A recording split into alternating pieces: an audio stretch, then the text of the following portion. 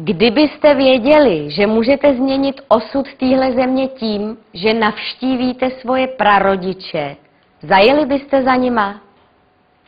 No jasně, že jo. Teda pokud nejste úplně... Já jsem Marta Isová. Přemluv bábu. A taky přemluv dědu. To je Jirka Mádl.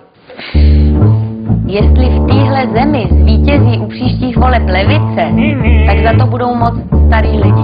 Protože to jsou ty, který levici volej. To můžou být lidi z vaší rodiny. To může být vaše teta, váš strejda, vaše babička, Váš děda. no. A většinou ty lidi bydlejí na vesnici. Jak je to možné? Prostě se tam narodili. Ne, jak je možný, že tu levici volej?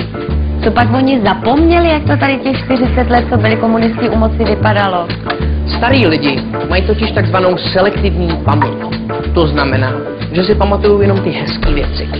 Jak si dali poprvé pusu na taneční zábavě, ale už třeba úplně zapomněli na proces s Miladou Horákovou. Ne, to je Rita Hayworthová. Komunisti přinutili nejlepší lidi téhletý země k emigraci. Miloše Formana, Navrátilovou, Kunderu, Milana Kunderu.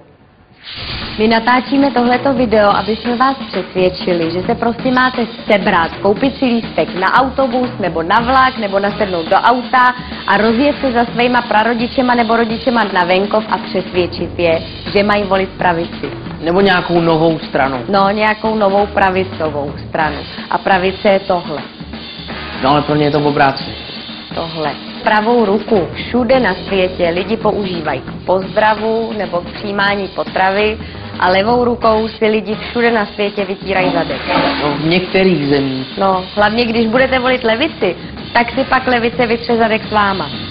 Starý lidi argumentují tím, že volí levici kvůli vám, svým dětem a vnukům.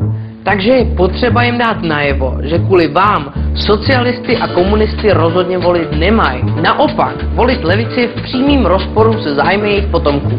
Protože levice nadělá dluhy a zatímco oni si v klidu umřou, tak my je pak budeme do konce života splácet. Jo. A jestli někdo volí levici kvůli 30 korunám poplatků, dobře, ale je to teda dost sobecký rozhodnutí, který třeba mě poškodí. Navíc levice nechce řešit problémy s důchody a pokud nedojde k reformě, tak ve státní kase nebudou na důchody peníze. A kdo nebude mít našetřeno, ten na tom bude hodně špatně. Ale to levici nezajímá, protože její voliči jsou starý dneska a ne za 40 let. Levice nepřipustí školní. Oni totiž rádi hlásají, že to jakože znepřístupní vzdělání chudší. Že to je úplná blbost. Naopak, vzdělávání u nás v Čechách není moc dobrý. A pokud nedokážeme motivovat školy, aby s tím něco dělali, tak nám ty nejlepší studenti budou odcházet do zahraničí. Když nezafunguje zdravý rozum, použijte nátlak. Pro prarodiče jsou jejich vnoučata to nejdůležitější na světě. Takže když budou volit pravici, dostanou od vás jednu návštěvu letos zdarma. A když ne, no tak doufejme, že budou ještě naživu, až příště přijedete. A odměna pro vás, když přemluvíte svoji babičku a svýho dědu?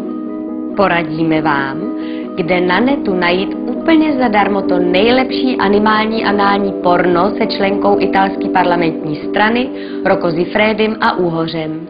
Ale nejdřív Přemluv dědu!